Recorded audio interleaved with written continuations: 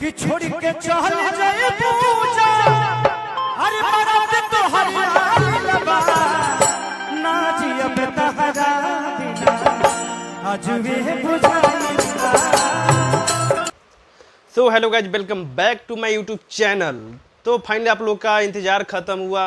वो खेसारी भैया जो कल सैड सॉन्ग स्टेज शो पे गए थे उसका आज पोस्टर रिलीज हुआ है, ना जियम तहरा बिना। ना जियब तहरा बिना आज वे बुझाइला।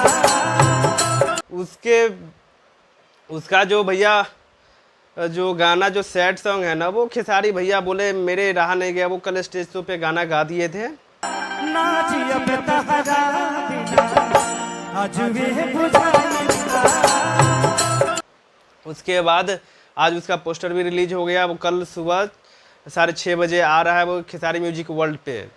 तो आप लोग एक बार जाके गाना सुनिए, देखिए, उसके बाद मस्ती कीजिए, फिर मेरे कमेंट बॉक्स में बताइए कि वो कैसा गाना है।